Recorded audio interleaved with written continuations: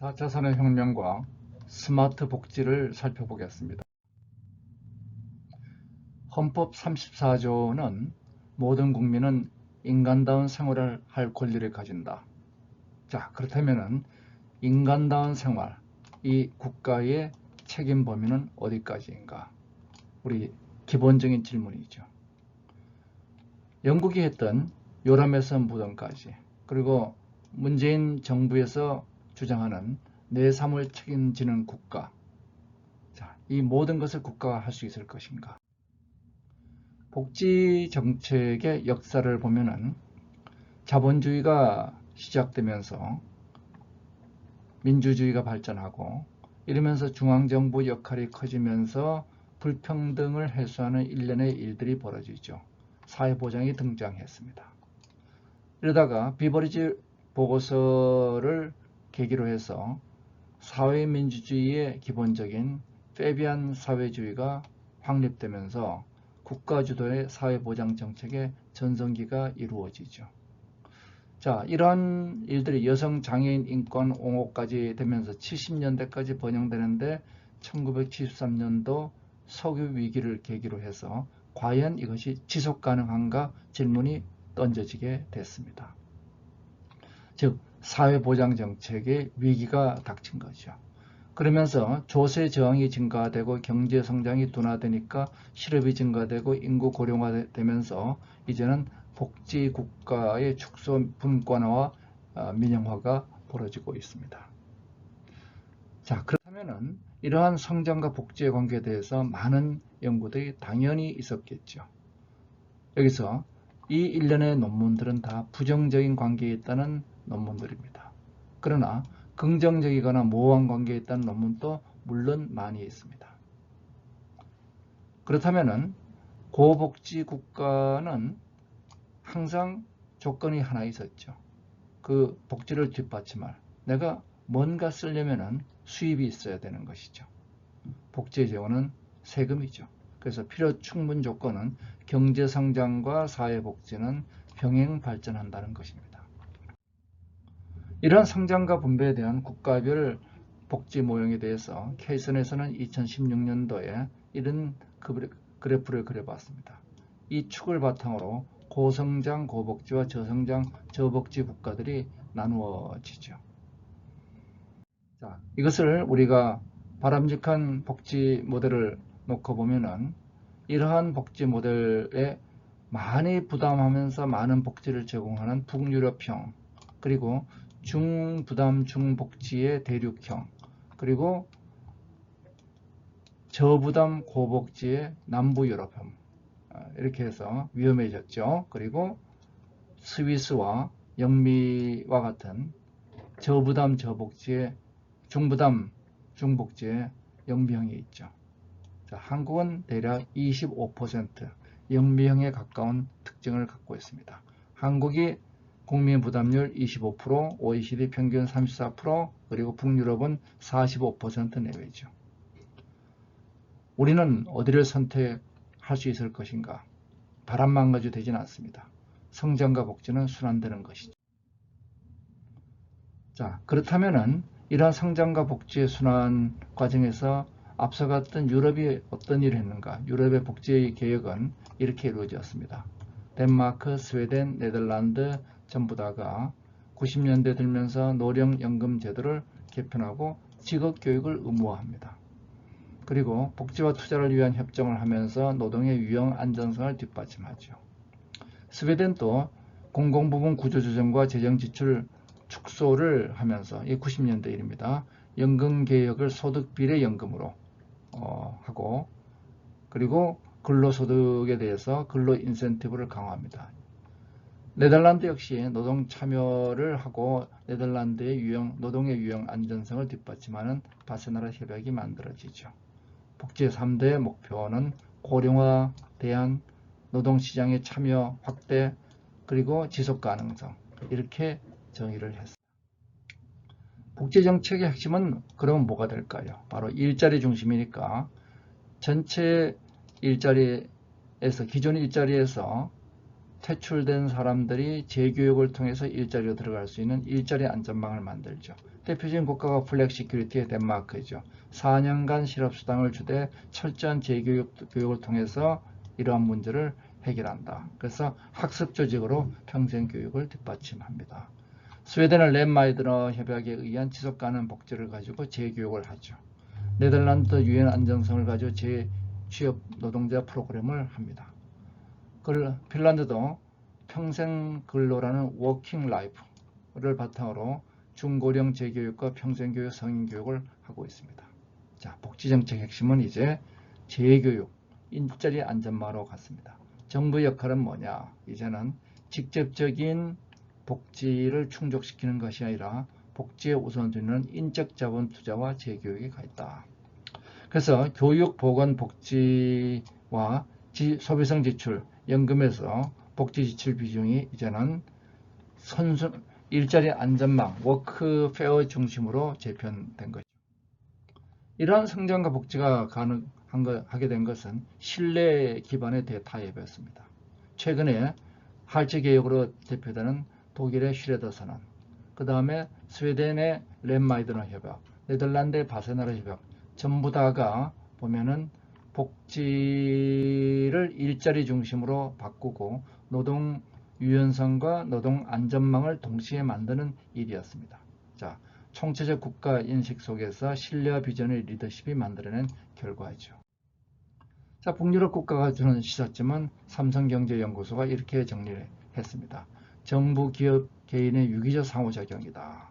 사회 합의가 이루어졌죠. 건실한 재정, 그리고 일하는 복지, 성장 동력 투자, 강한 사회적 자본. 그래서 특히 저출산 고령화에서 재정 건전성을 유지하면서 추가적인 연금제도 개혁을 하고 실업수당을 축소합니다. 그리고 벤처기업 투자 활성화를 하고 사회협약을 체결하죠. 성장 동력 확충으로 경제성장과 복지 증진을 동시에 달성하고 있습니다. 자, 그렇다면 우리 대한민국은 어디로 가야 될 것인가? 성장과 분배에 대해서 우리 대한민국은 97년도부터 각 정부마다 생산적 복지, 참여 복지, 능동적 복지, 맞춤형 복지, 포용적 복지, 수많은 복지의 고민을 해왔죠. 자, 금년도에도 우리 복지정책을 발표를 했습니다. 핵심은 어디에 가 있습니까? 이 수많은 복지정책을 보면은 총론과 강론이 부조화되어 있습니다. 예를 들어서 노동 유연성과 일자리 안전망이 같이 가야 되는데 없습니다. 창업 활성화는 혁신의 안전망과 연결돼야 되는데 혁신의 안전망이 없이 창업 활성화를 한다고 그러죠. 자, 국가가 일자리를 만든다는 주장을 하는데 저부가 공공 일자리가 고부가 민간 일자리를 위축한다는 건 수많은 연구에서 입증된 바가 있죠. 우선순위가 선순환 복지보다는 개별 요소 투입의 복지에 아직은 머물러 있다는 것입니다. 자, 그러면은 이러한 포용적 복지 지속 가능한가? 요람에서 무덤까지를 얘기한 보편적 복지 제도가 오일 쇼크로 한계에 도달하면서 마가렛 대처의 복지 개혁이 이루어진 이 단계까지 30년이 걸리죠. 세금으로 재원을 조달하는 데는 기본적으로 신뢰라는 한계가 있어야 돼요. 내가 낸 세금이 잘 쓰인다는 보장이 있어야죠. 덴마크의 복지 체계는 45.9%라는 국민 부담률로 뒷받침됩니다. 한국은 26.3%, 2016년 OECD 통계입니다. 자, 우리는 사회적 신뢰가 최하위권이죠. 자, 그래서 세금으로 모든 복지 충당은 지금 어렵습니다. 급격한 세금 인상은 사회적 신뢰를 기반으로 하죠. 문제점은 복지 재원의 마련과 사회적 신뢰의 향상, 이 두 가지가 우리의 문제라고 얘기할 수 있습니다. 자, 우리 복지 예산이 급증하고 있습니다. 매년 평균 9.8% 증가하고 있는 중이죠. 그러면서 우리는 금년도 11조 5천억의 복지 예산을 올리기 위해서 SOC에서 4조 4천 등 많은 분야의 예산을 깎았습니다. 국가의 성장 잠재력이 줄어든 것이죠. 저성장 고부담의 한국의 문제는 성장 잠재율은 감소하고 있죠. 지금 미래 성장 잠재율은 우리가 2030년대에 들어가면은 1%대로 떨어질 거라고 봅니다. 사회 지출은 늘어나고 그리고 국민 부담률은 증가하고 결국은 한국이 미래에 그리스 파산과 같은 우려가 가능할 수도 있는 것이죠. 우리 양극화와 실업률 문제는 또 심각하죠. 자, 금년 1분기 전국 소득의 5분기 가계소득을 보면은 하위 소득의 명목소득과 근로소득에 대해서 상위를 비교해 봤을 때 격차는 확대되고 있습니다. 특히 하위 1분위는 절대소득이 감소하고 있죠.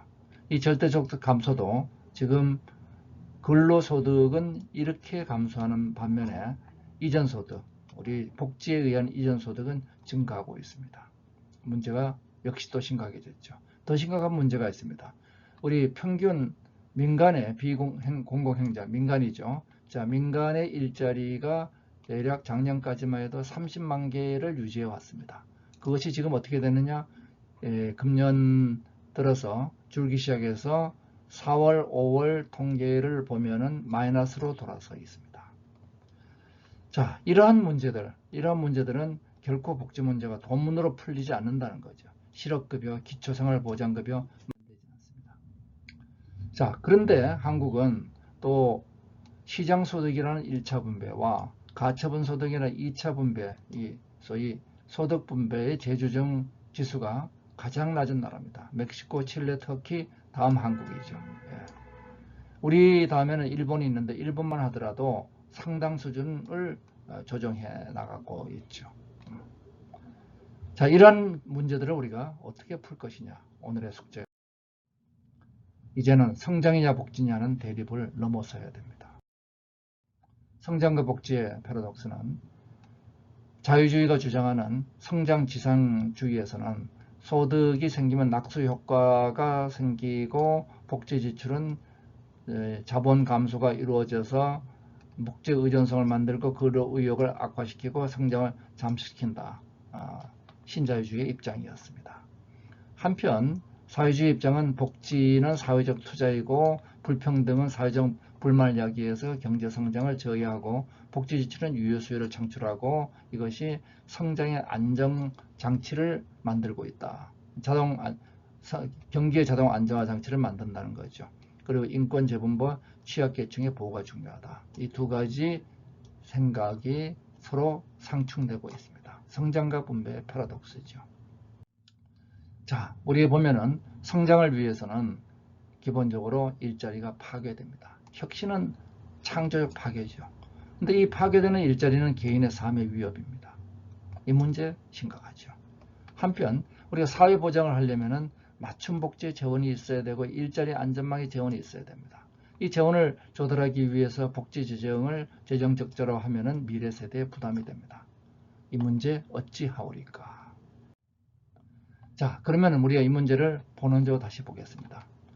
사회 안전망, 즉 우리가 맞춤 복지를 하기 위해서는 국가가 재원을 조달해야 됩니다. 우리 헌법 34조에 국가가 인간다운 삶을 보장할 의무가 있다.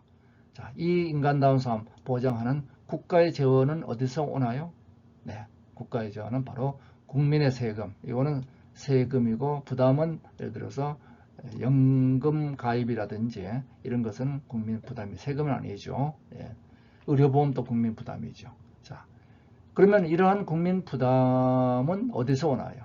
이것은 바로 성장의 성과에서 옵니다. 성장은 누가 주장하나요? 바로 혁신이 성장의 대부분을 차지하고 있습니다. 혁신은 뭐죠? 파괴입니다. 그래서 혁신으로 인한 성과 가치를 국민 세금과 부담으로 국가 재원화해서 사회 안전망을 돌린다. 그래서 결국 혁신 성장과 사회 안전망은 떨어지지 않죠. 이들은 붙어 있습니다. 혁신 성장을 이끌어내는 혁신의 안전망이 필요합니다. 그리고 여기서 우리가 퇴출되는 노동자를 위한 일자리 안전망이 필요하죠. 그래서 취약계층을 위한 사회 안전망, 그리고 성장을 위한 혁신의 안전망, 순환을 하는 일자리 안전망이 각각 혁신 영역과 일자리 영역과 그리고 사회 분배 영역을 담당하고 있습니다. 복지의 원천은 세금입니다. 세금의 원천은 성장이고 성장의 원천은 혁신이죠. 우리는 이제 새가 두 날개로 날듯이 성장과 복지는 선순환하게 만들어야 된다는 것입니다. 자, 그렇다면은 이 가운데 연결고리가 뭔가요? 바로 일자리입니다. 일자리를 보는 두 개의 시각이 있습니다. 통제와 보호의 단순계가 있고 자율과 경쟁의 복잡계가 있어요. 자, 통제와 보호의 단순계는 계획경제와 같이 일자리를 계획적으로 하는 거죠. 어떻게 하죠? 기업과 직원은 계획경제와 같이 통제와 보호 관계입니다. 따라서 근로기준 등 제도를 만들고 여기서는 일자리는 경직화, 기업은 직원을 보호할 의무가 있는 거죠. 그러면은 환경 변화에 따라서 기업이 부서를 없애고 만들고 해야 되는데 불가능해집니다. 혁신성이 떨어지죠. 성장 둔화의 일자리가 위축되고 부분의 보호는 전체를 약화시키게 됩니다. 아주 파라독스가 일자리를 보호하면 일자리가 소멸된다는 것이 수많은 국가의 실험에서 입증돼 있죠. 한편 열린 시장 경제, 자율과 경제 복잡계는 열린 일자리는 직원과 기업은 자율과 경쟁이라고 보는 겁니다. 직원이 싫으면 떠나는 것이고 기업도 필요한 사람으로 새로운 직원을 뽑고 기존 직원을 내보낼 수 있는 유연성이 있는 거죠. 바로 유연 노동 시험과 시장과 자율근무가 뒷받침합니다. 일자리가 유연화되면 기업의 혁신성이 강화되고 경쟁력이 강화됩니다. 혁신성장의 일자리가 증가되고 여기서 부분의 소멸로 전체는 진화하죠. 자, 일자리를 자율로 만들면 일자리가 창출된다는 게 역사의 교훈입니다. 일자리를 제도의 문제로 보느냐, 시장의 문제로 보느냐. 일자리가 단순할 때는 제도가 작동했습니다. 일자리가 복잡하지만 시장이 작동합니다. 이것은 계획경제가 시장경제에 뒤처진 이유는 시장에 우위가 있는 것이 아니라 세상이 복잡해졌기 때문이죠. 복잡한 세상은 복잡계로, 단순한 세상은 단순계로 가는 겁니다. 자, 그러면은 이러한 문제에서 성장과 분배의 문제는 이제 무극의 혼돈에서 양극의 대립을 거쳐서 이제는 묘합의 순환을 해야 됩니다. 그러면은 생명과 같은 태극의 모습을 얻게 되죠. 생산과 소비는 별개가 아니고 기업과 사회는 대적이 아니고 기업은 수탈 조직이 아니고 가진 자와 못 가진 자 이 문제가 아니라 우리는 같이 노력해서 키워서 나눌 것인가 아니면 싸워서 뺏을 것인가 이 갈등 속에 있는 것이죠. 일자리 패러독스는 생명체는 부분이 소멸되면서 전체가 삽니다. 우리 몸의 세포는 60쪽에 100일마다 죽죠. 죽지 않으면 인간의 암세포가 됩니다. 뼈의 경우는 파골세포가 재생돼서 조골세포로 새로 뼈가 태어나죠. 사회도 창조적 파괴를 통해서 전체 혁신이 일어납니다. 부분이 파괴되면서 전체가 혁신되죠. 그러니까 무가치, 가치를 만들지 못하는 노동자나 기업 임원들, 또 투자자들, 이것들은 전부 다 기업의 암세포가 됩니다. 기업은 순환 시스템을 갖춰야 되는 것이죠. 통제와 보호는 일자리를 위축시키고 자율과 경쟁은 일자리를 만들어냅니다. 이 공통점은 바로 부분과 전체의 패러독스를 갖고 있는 복잡계적 특성을 갖고 있습니다. 복잡계는 부분이 소멸되면서 전체가 혁신되는 패러독스 관계에 있습니다. 바로 우리가 부딪히고 있는 문제죠. 자, 이 문제는 뭐로 풀어낼 것이냐? 바로 안전망으로 풀어낸다는 것입니다. 이러한 순환 시스템의 구축의 핵심에 일자리 안전망이 있죠. 이런 겁니다. 우리 혁신 성장을 위해서는 노동의 유연성이 뒷받침되어야 됩니다. 왜냐하면 새로운 사업은 새로운 사람이 필요하죠. 그래서 노동 유연성을 통해서 기업 경쟁력이 강화되면 성장을 합니다. 문제는 있죠. 부분적 실업이 발생합니다. 이 실업 발생하는 분들은 어떻게 할까요? 삶이 파괴되죠. 그러니까 이들을 우리가 뒷받침할 수 있는 재교육 시스템이 있어야 됩니다. 이 재교육 시스템을 통해서 역량을 강화해서 다시 시장의 매칭 플랫폼을 통해서 이 노동시장으로 돌아 들어가는 겁니다. 그러면 이를 통해서 사회 안전망이 작동해서 부분 실업 동안의 생활을 유지해주고 그리고 이 국가의 재원은 이 사회 안전망과 일자리 안전망 구축에 투입된다는 것입니다. 일자리 안전망이 바로 복잡계 순환 과정을 뒷받침하는 것이죠. 사회와 기업은 생명체와 같은 복잡계가 됐습니다. 죽지 않은 세포는 암세포입니다. 부분과 전체의 패러독스를 극복하는 것. 우리가 부분에 집착하면 전체가 쇠퇴하죠. 개별 일자리를 보호하면 전체 경제가 취약해집니다. 그렇다고 해서 부분을 죽으라고 그러면 사회 갈등이 커지죠. 바로 안전망 구축을 통한 순환 시스템.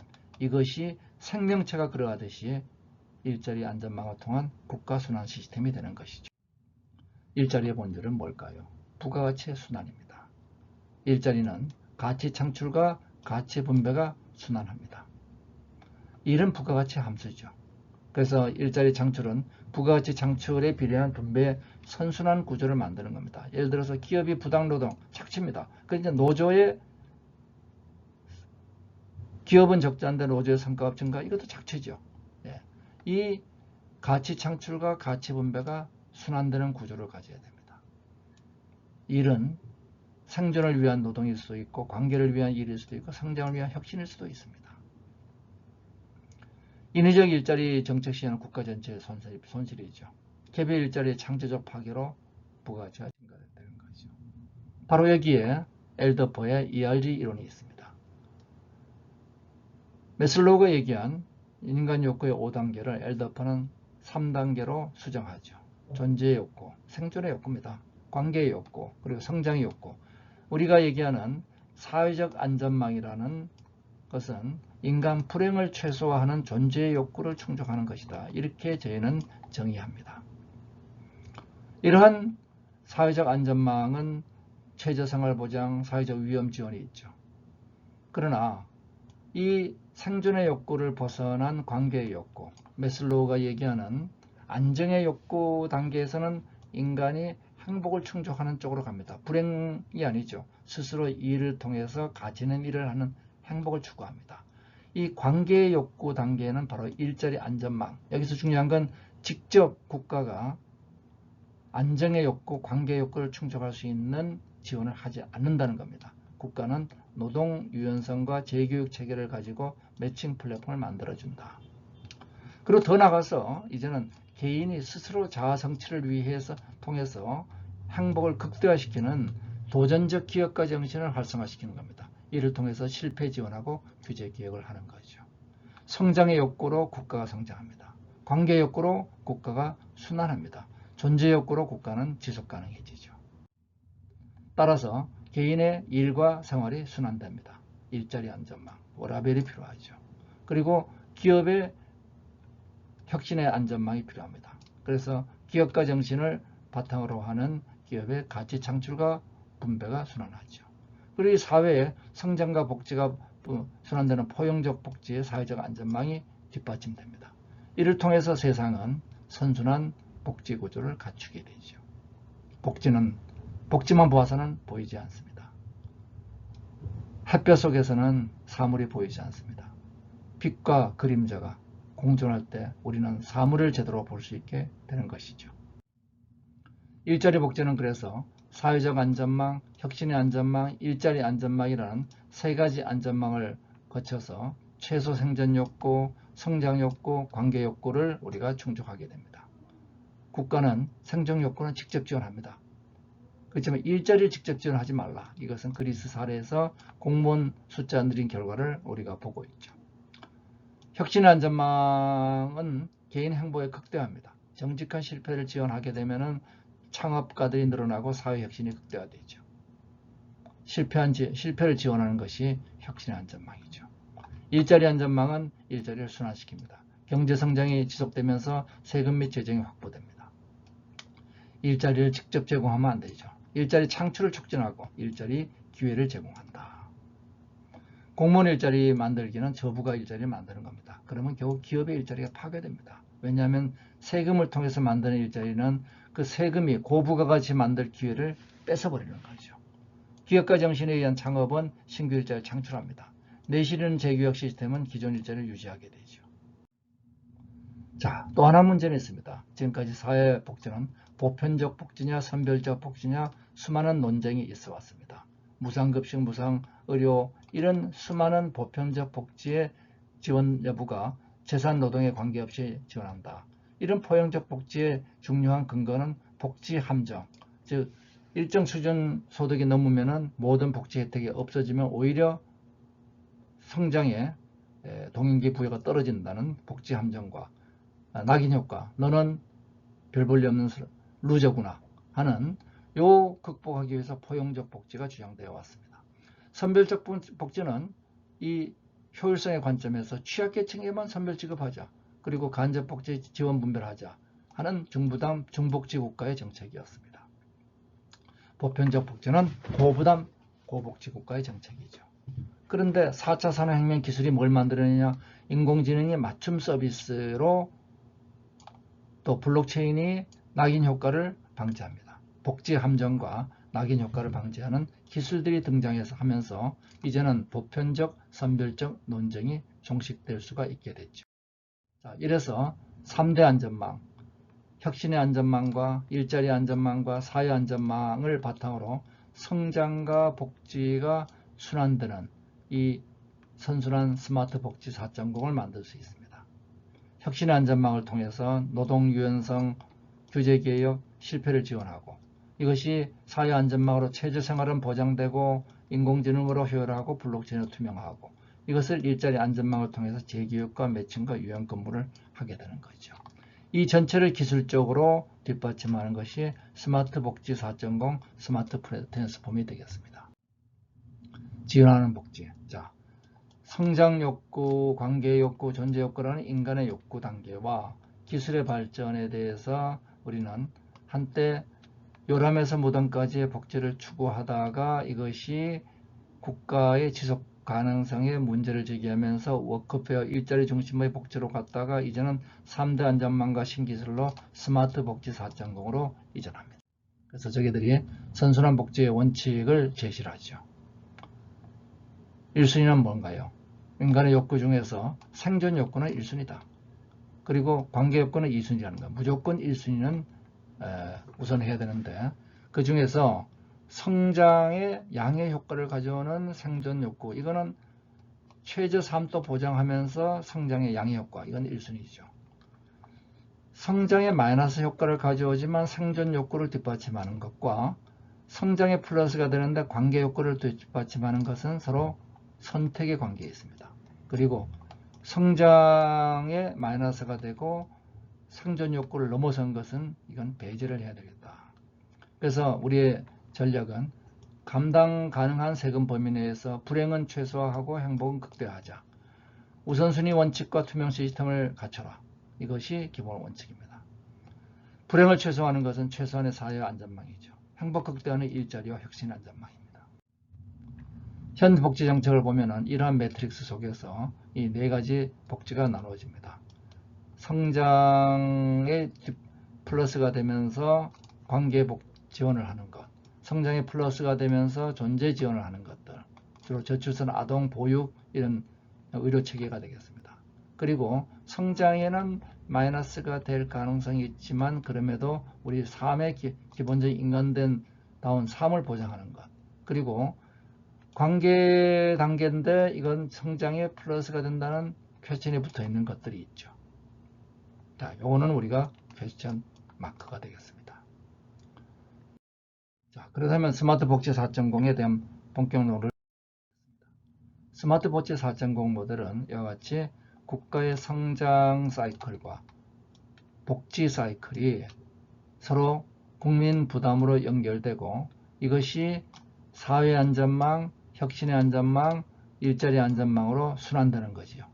그래서 혁신의 안전망, 일자리 안전망, 사회적 안전망이 순환되는 시스템을 복지의 스마트 트랜스폼으로 뒷받침한다. 이것이 저희들이 제시하는 스마트 복지 4.0 모델이 되겠습니다. 자, 첫 번째 우리가 이 사회 안전망 문제를 보도록 하겠습니다. 자, 이제 전 세대를 위한 포괄적 복지 문제를 현재 추진하고 있죠. 과잉배분, 과잉관리, 복지의 비효율 문제가 우리의 질문입니다. 그러면서도 복지의 사각제도는 우리 송파 세모녀법 통과돼도 복지 사각제도 여전하다고 되어 있죠.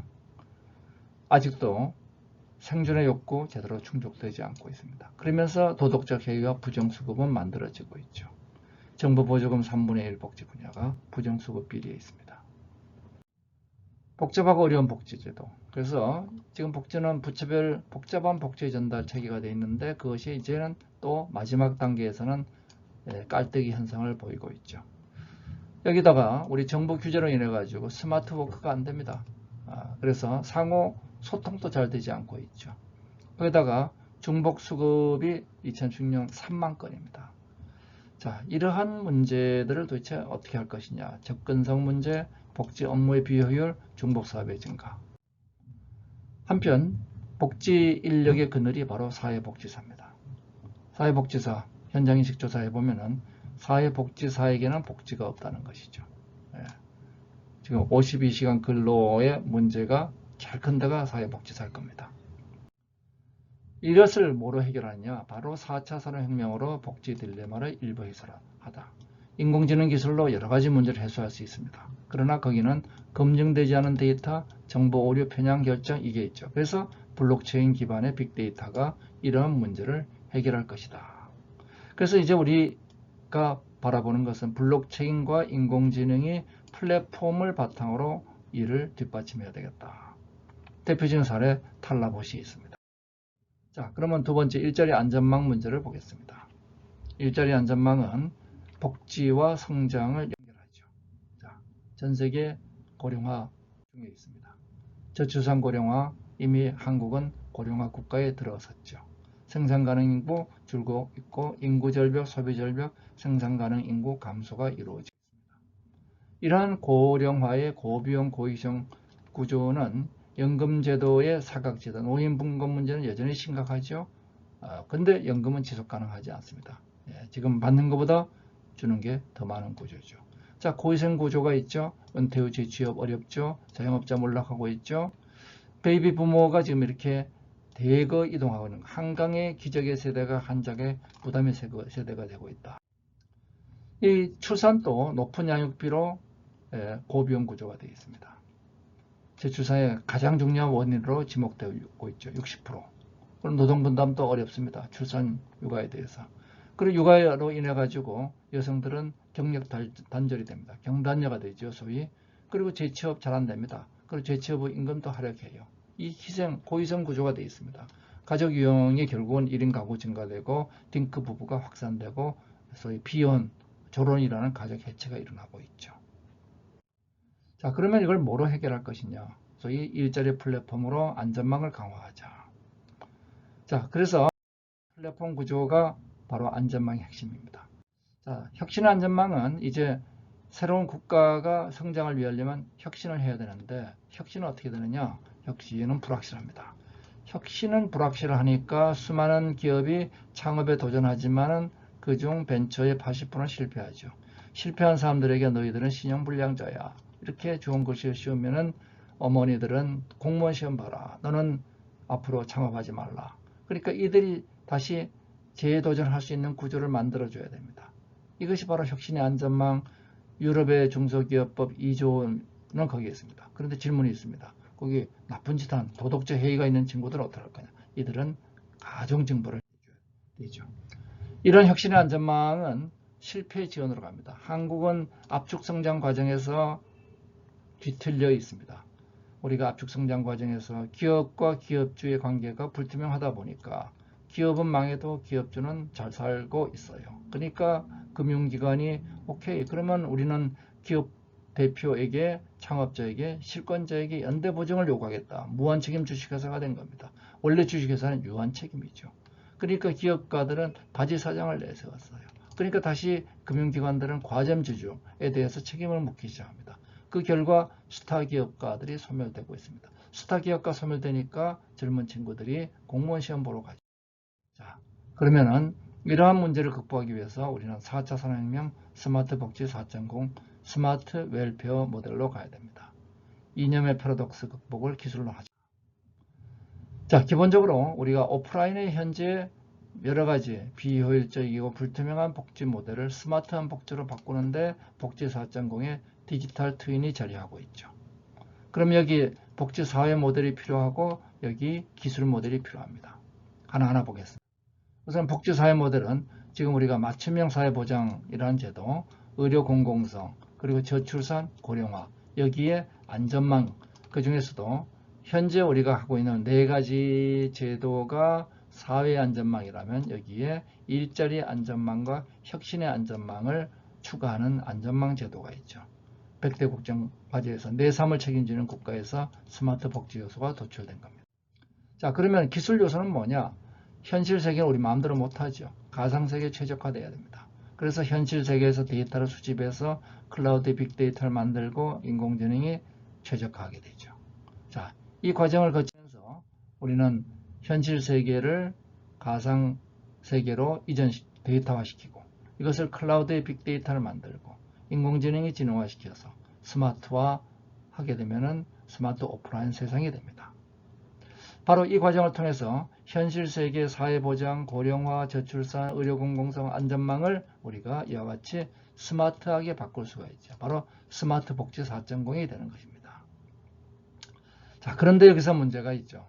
바로 데이터의 신뢰성 그리고 플랫폼의 신뢰성, 이것을 블록체인이 뒷받침하자.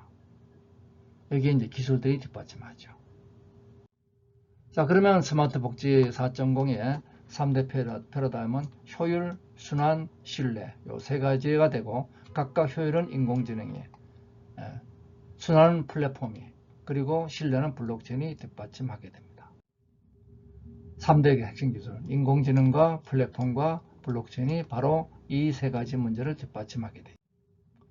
자, 스마트 복지 관련 플랫폼을 보면은 일본의 클라우드웍스는 인력 매치 플랫폼이죠. 덴마크의 데그트는 복지 서비스 플랫폼, 핀란드의 이노힐라는 복지 기반 플랫폼이 되겠습니다.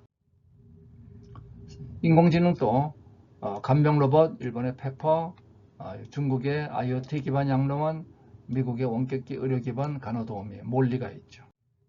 스마트 복지의 블록체인은 농원 지역 화폐가 있고 블록체인 기반의 건강 정보를 공유하고 복지 수당을 위한 블록체인 서비스를 연구해서 하고 있습니다. 이러한 블록체인은 이제 전자 바우처를 혁신해야 됩니다. 전자 바우처 도입으로 사회 서비스 시장의 구조가 유발되면서 비용 효율성과 투명성이 증대됐습니다. 그런데 문제는 이러한 국가 바우처가 국민 행복카드로 나왔는데 부정수급 적발률이 30%에 불과하다. 아직까지는 한계가 있죠. 그 한계를 블록체인 바우처가, 전자 바우처의 신뢰를 더한 것이 블록체인 바우처가 되는 것이죠. 자, 이 전체 우리가 스마트 복지 4.0으로 가기 위해서는 1단계는 데이터를 수집합니다. 기존 데이터를 수집하죠. 그리고 2단계는 이것을 클라우드에 저장합니다. 우리 문제는 클라우드를 활용해야 된다는 겁니다. 클라우드 개인정보 규제 개혁을 해야 되죠. 그리고 이것을 활용할 인재를 육성하고 이를 가지고 다양한 서비스를 만들어줘야 됩니다. 소셜 벤처들이 참여 구조들이 필요하죠.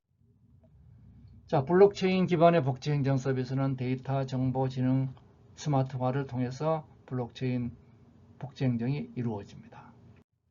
고령화 서비스, 저출산, 양육 서비스, 사회보장 서비스, 스마트 헬스케어, 스마트 안전망, 이 모든 것이 이제 이를 뒷받침할 규제 혁신으로 이루어지죠.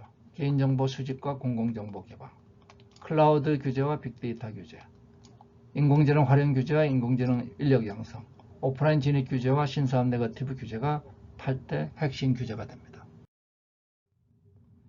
이제 몇 가지 플렉시 프로젝트를 보도록 하겠습니다. 첫 번째가 건강한 노후를 위한 프로젝트가 되겠습니다. 그래서 디지털 헬스케어, 진강기술, 로봇기술, 빅플랫폼, 시니어 사내 기업과 청소년 공동창업 이모작 지역이 되죠. 지금까지 우리의 노령화 대책은, 저출산 노령화 대책은 질 위주의 정책이었습니다. 이것을 양 위주의 정책이었죠. 이것 질 위주 정책으로 바꿀 필요가 있는 것이죠. 이를 위해서 액티브 에이징을 포함한 많은 정책들이 필요합니다. 두 번째, 공공의료는 현재 의료비 가지고는 미래에 지속 가능하지 않죠. 따라서 이 문제를 극복하기 위한 대안이 필요합니다. 스마트 헬스케어를 통해서 우리는 시간과 공간을 극복해서 최적화 맞춤을 제공할 수 있게 되죠. 스마트 헬스케어를 통해서 우리의 총 비용이 50조가 절감될 것을 예측합니다. 저출산의 문제는 경력 단절 문제가 있으니까 이들의 고비용 구조, 그 희생 구조를 해석하면 되죠. 바로 저출산 프로젝트의 해결책 중에 하나가 경단녀 180만의 매칭 플랫폼이 됩니다. 긱 플랫폼이 되죠. 일자리 혁신을 통해서 우리는 수많은 일자리 연결 플랫폼들을 만들어야 됩니다. 스마트 소셜 벤처 육성을 통해 가지고 우리는 수많은 복지 정책들을 매시업 인프라를 통한 소셜 벤처 육성으로 뒷받침할 필요가 있죠. 블록체인으로 복지 행정을 개선해야 됩니다. 이런 블록체인 바우처의 복지 프로세스를 그려보겠습니다. 영국의 블록체인 서비스 행정 벤치마킹 필요. 스마트 4.0 액션 플랜 하도록 하겠습니다. 첫 번째는 인공지능으로 예측과 맞춤. 그래서 복지의 효율화 정책을 만든다. 두 번째는 플랫폼 기반의 일자리 창출이죠. 그래서 긱 플랫폼 구축과 경단녀 일자리 매칭 플랫폼들을 만드는 것입니다. 세 번째는 블록체인으로 투명성을 강화합니다. 부정수급을 뒷받침하는 거죠. 소셜벤처 육성을 통해서 매시업 복지 서비스를 강화합니다. 우리가 할 일은 아직까지 갈 길이 멉니다.